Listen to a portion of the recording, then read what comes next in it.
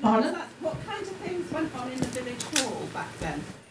Oh, well, they did. Once we had a bit of a youth club. We used to come down and play ping pong and things. And they did have a social club thing now and again. And I remember one night there was a chap that he was a cowman up at the thing, and there was a stage up that far end, and they decided they have a boxing match between him and a chap that lived up at Stanmore. And then at that time, the heating in the hall was round, like just pipes all round.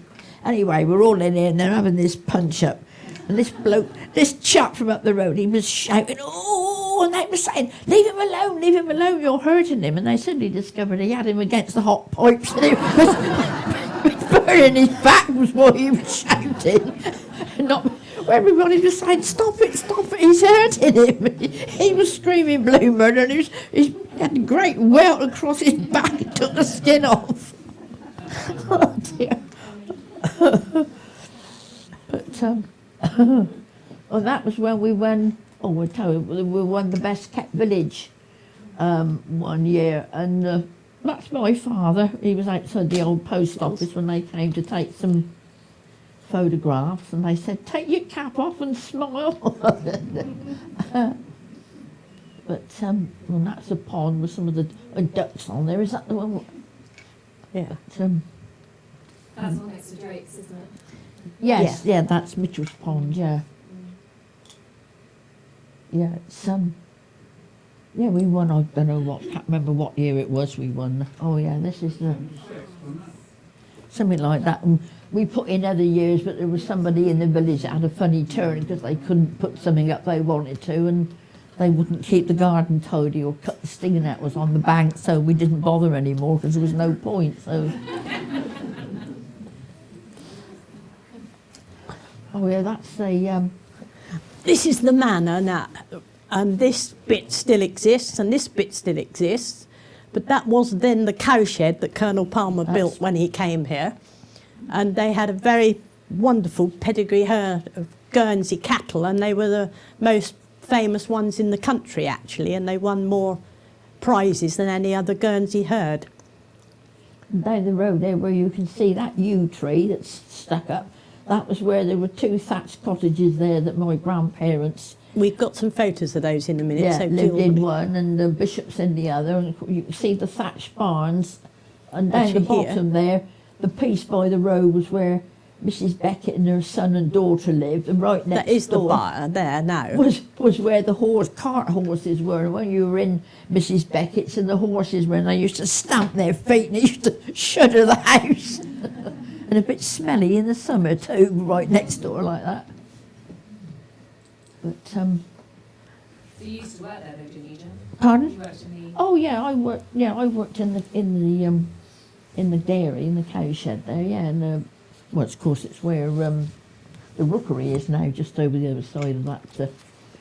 And that bit out the front where Paul and them live now, that bit there, that was the top piece up here was Jenny's granddad's allotment, I can remember. Yeah, it was. We'll see the photo of their cottages in a minute. But yes. Didn't you star in an advert, Jill? Oh God, yes, that was when I worked in the dairy. It was for ambrosia custard, and the chaps came early in the morning, and honestly they had a Jaguar car, these blokes, and the boot of it was like a brewery. They had beer. Said, "Want a drink?" I said, "No, thank you." Not.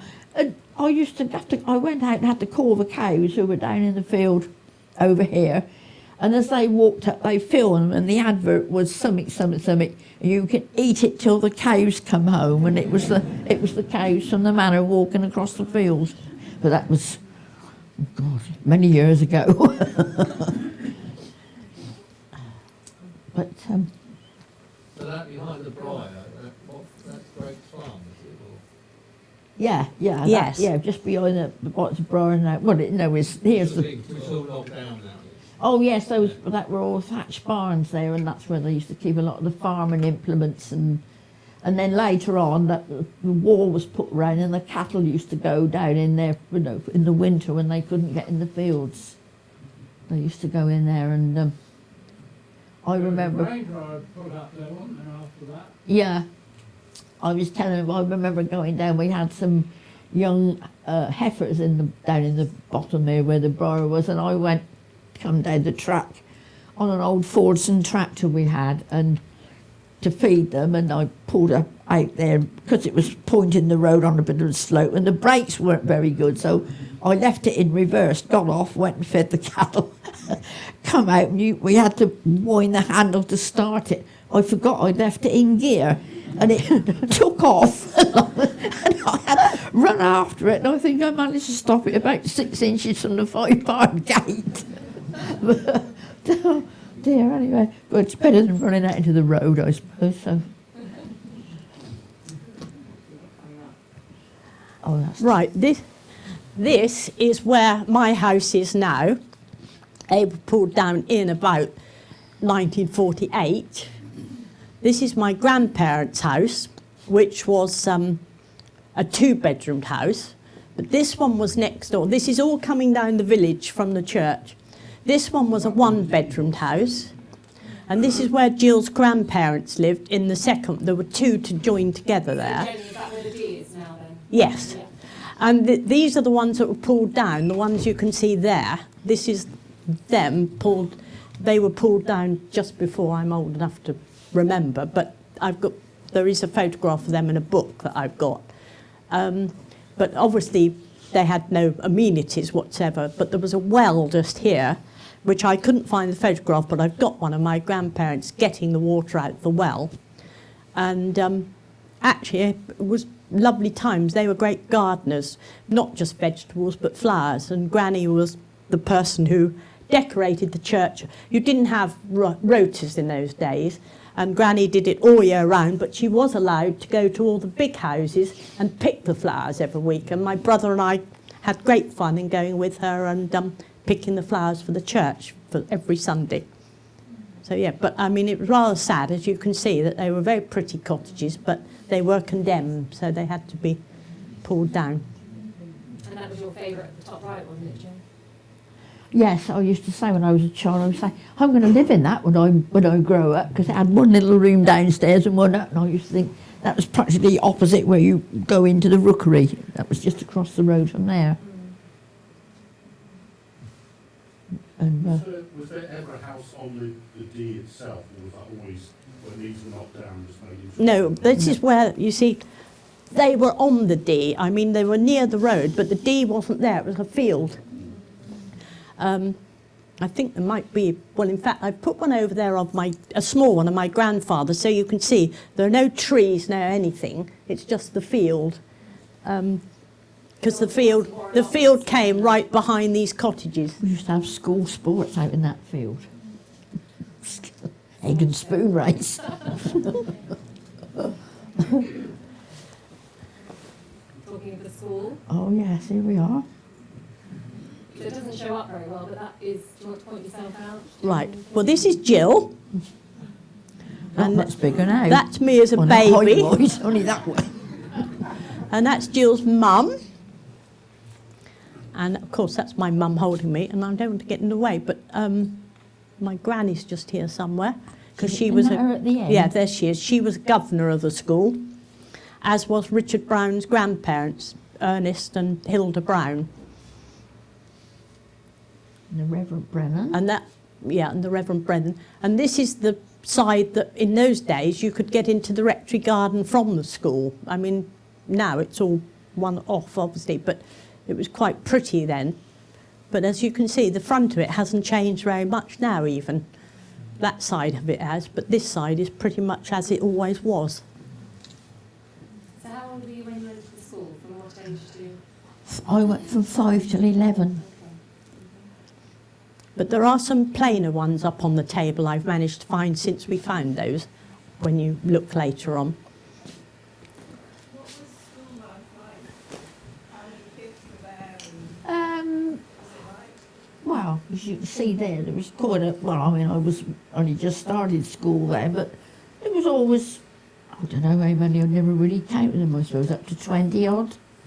I can't really remember, but, and it was, I remember we had as I said, we walked round, and we used to have to come round to the road to fetch the lunches that came. We used to bring them in a van, and they were in like big containers, and we used to have to walk round to fetch carry the food back round, you know, to the school. And some of it was all right, some of it was, well. But you had to eat it. Oh yes, I used to get kept in to make me eat mine. Yes, I was.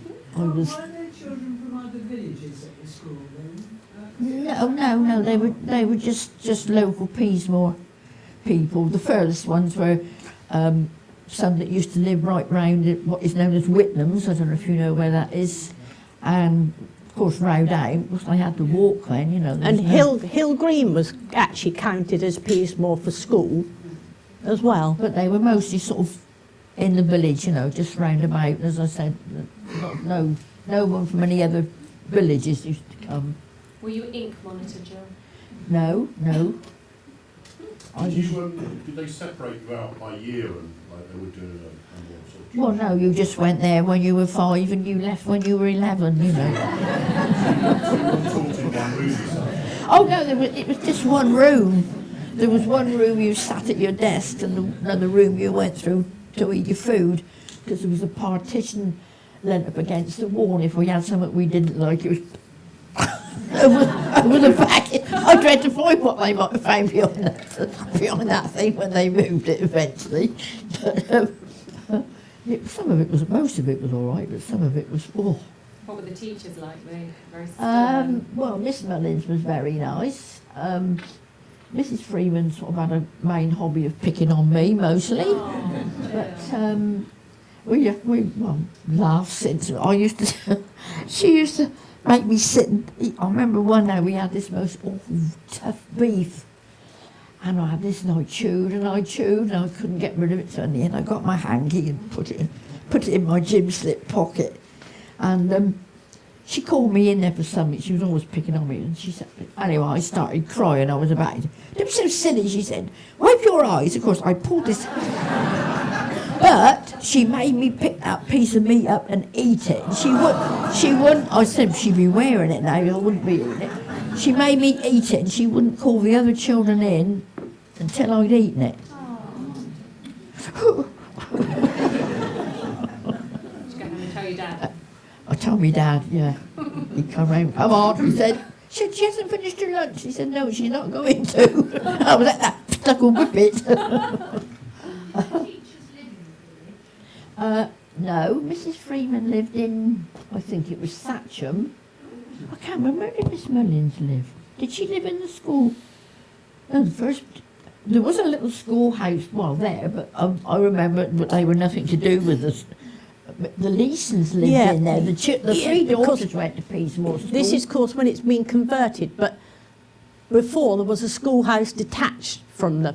Now it all belongs to Bowland. Did Miss Mullins ever live in that?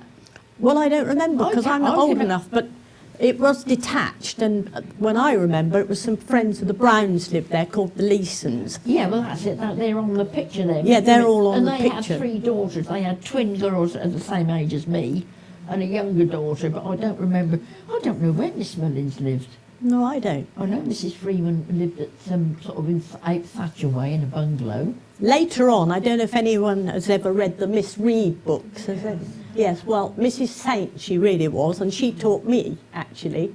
But she was a very nice lady, and she lived in a converted chapel opposite the pub in Cheveley now. And she came back and opened the fete. Oh, when I was properly grown up, and that was lovely to see her because she was a great friend of Ivor and Kit Davis, so she came back. But she was lovely, but this particular Mrs. Freeman, I know, even though I wasn't old enough, I know she was pretty nasty, really. And then eventually the lady who taught me, I don't know if we've got any of those up, I put them on the table. What's he called? Benedict Cumberbatch, or whatever he's called, the famous actor Cumberbatch. His great aunt taught me. And she taught my brother and I to sing, because we rather like singing. And we used to be taken once a year to a concert in the Corn Exchange for all schools. And in the Newbury paper, sadly my parents didn't keep it, But my brother was called Little Mr. Bowtie, and I was called Little Blondie because we'd sung a solo. But no, you know, and again, the Browns were great in helping provide nice things for us for special days. So, yeah. What was the next school? So after 11, if you wanted to go on to more education, the option, where would it be? Well, it's different for Jill because Well, she's you didn't older. get a so choice. You let either her went to answer. Shaw House or the high school in Newbury. I went to, well, I tell her I started off at the high school, but I didn't get on very well. And I went to Shaw House, and later on, people went to Cheveley, didn't they? or Thatcham, was it? Well, when of they course, went we're from different. Peasemore But School, when they were some went on 11. to Cheveley, but of course I'm that much bit younger than Jill, and so I went on to Kennet School Yeah, in Thatcham. you sort of didn't get a choice of where you wanted to go. You sort of, that And was you it. just You went went, on a school yeah, bus, yeah, didn't you? yeah. Yes, I went to Shaw House when I was, about 12, I think I was. Pardon? Have a Did they have a school bus to take you to school? Oh no, any things like that. We had to we used to ride a bicycle and leave them up the top of Chapel Arch Hill at some people called Mr. Glass, who worked for Mr. Brown, that had the farm down there. And we walked down the hill and caught the bus, and I used to have to get off at the castle at Dollington and walk all up Love Lane and round to Shaw House, and the same at night. You'd come back, and if it was icy or something, then you had to walk to Chapel Arch to catch the bus, you know. But no, we had no buses. The only bus you had was the one you caught down on the bottom road. So Was there a bus that came through Peasemore though, normally, or not? Just not a school bus. Not a school bus, but just... Oh, we had a bus that used to go into Newbury, just an ordinary, you know, yeah, but nothing for school. As I said, I don't know about people that went to Thatcham. How did you get? No, well, there was a bus by that Yeah, time as I to say, get well, to Thatcham. We used to have to ride our bicycles to. As we used to, a friend of mine, Barry Watkins, that used to deliver the papers. His sister Rosemary was my friend, and another boy from up the road, Brian Bolton. And we used to ride our bicycles and there was two elderly ladies on a Thursday used to go into Newbury. One was Mrs. Townsend and one was Mrs. Elliott that lived up here. And we were riding our bicycles 3 across in the road, and the two old ladies were walking in front. And instead of Brian having the sense, because he went to the grammar school, so he ought to have had more, I was slowing up or going fast. He stayed where he was, and he ran into the back of one of them, knocked them in there, and then he said it was their fault. And I said, well, no, you should have moved. We weren't going to move. It was up to you to either go fast or slow back, not just keep going and run into them, and knock the poor old dear up into the hedge. She wasn't very pleased, really, but... Oh, here we are. This is coming out of the village, isn't it? Oh yeah, that's the Thatches down the further one there was a Mr. Bolton and his 2 daughters and son lived in one, and then Bob Bolton lived in that one, and he was gardener at for the Browns for years. And the other house was a lady called Mrs. Page. She was my aunt, and she was the cook at Peasemore House, and her husband was the groom. But he died quite young, actually, the groom. But and so again, she's had a lot of time into. But going back to Bob the gardener again, you see, there was no way. The doctors in those days were in. The only doctor we had was in a house in Brightwharton. But you couldn't get there unless you walked or cycled. Well, if you're pretty ill, you're not going to walk or cycle. But the Browns always let the gardener, who would then learnt to drive, take you there. And then a bit later on, when the garage opened up, they ran a bit of a taxi place. So you could go down and say, could you take me up to the doctor's? And Jill's got a story which I know, but she remembers better about that. So we used to, I can remember my mum taking me to the doctors and the colonel. We went in the lorry from the farm. No, it's in a way quite sad, but it was at Brightwharton, as you say, the surgery, and people that lived in Fairview was Mrs. Pounds and her two daughters, Bertha and Dorothy. And Dorothy went over to Brightwalton on her bicycle. It was in the winter, to the doctor's, and she came out. And as you came from the doctor's, along the road there's a farmhouse, and there was what they called Black Pond, which was a pond with just a bit of a bank, no thing, and the water was black because it used to run from the cowshed and make it, black.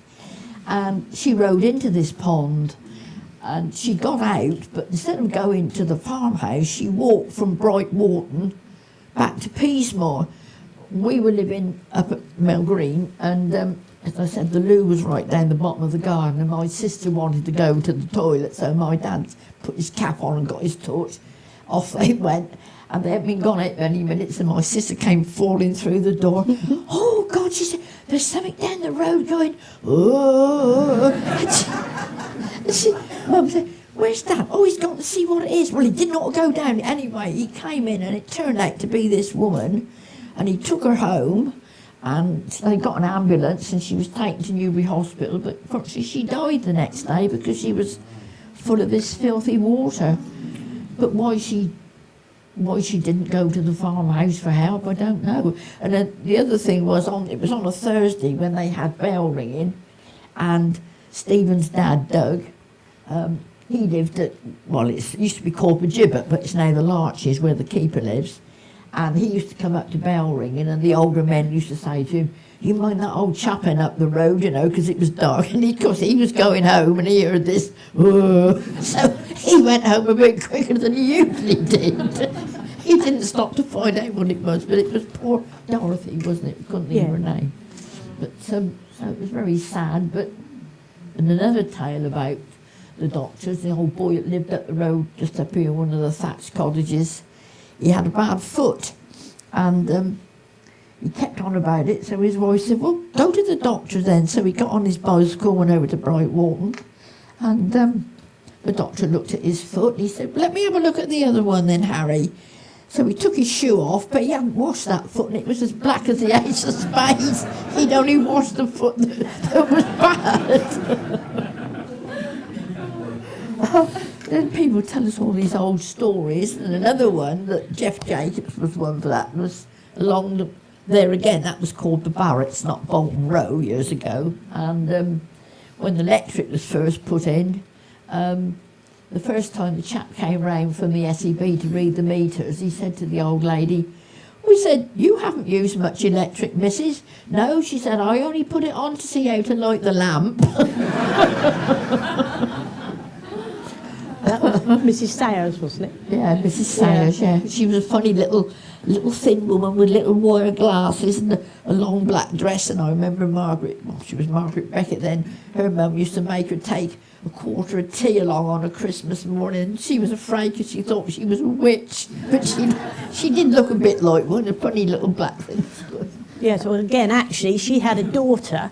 He was the shepherd, but very sadly, they weren't quite in their right minds. And again, Stephen Brown, marvellous man that he was, took her in hand, and she worked in a house somewhere.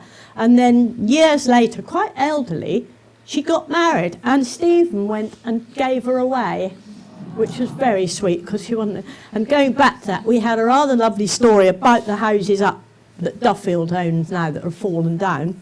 There was a poor old chap up there in these days. You probably think he's just a bit retarded, called Johnny Gibbs. And there were 3 houses up there, and a couple from London moved down here, and they were horrible to this Johnny. He worked at the Hermitage School of Survey, so I mean he was sensible enough to do that. But anyway, sadly, this chap kept goading Johnny, and in the end, Johnny stabbed this chap, not badly, but he did stab him. And we had the police helicopter up and things, and the police dogs, they couldn't find him. And all the time, in fact, he was in the loft. And Jack Nixon, who was our doctor, who only died a year ago, was called to give him an injection to calm him down. And there were bales, I don't know why there were bales in the loft of the house, but there were. And Jack went to inject him and missed and injected the bale. But because he thought he'd been injected, he was calm, perfectly all right. And again, he was put away to a place for a bit, but again, Stephen Brown, being Stephen, said he's not mad, he was goaded into it, and he was let loose Oh, again, no, and he he worked certainly at wasn't mad. till he died, I think, at He used to ride down the village and the boys would be going up to work at the cow shed and he'd come pedalling and he'd say, "Marnin, large marnin." He always used to say to me, "Hello, John." There was no harm in him. I mean, he wasn't, you know. And of course, then we had the excitement of the post office being held up at gunpoint. Tell Jenny. Well, the lady that lived where I was born, she was across at the post office with Mrs. Print, the postmistress. And sure enough, this chap arrived, gunpoint, and they didn't give him. It actually turned out to be a fake gun, but they didn't know that at the time. And there are in those scrapbooks, you'll see photographs of them, because they were awarded bravery awards because they didn't know that it was a fake gun, and they just said, "No, we're not giving up."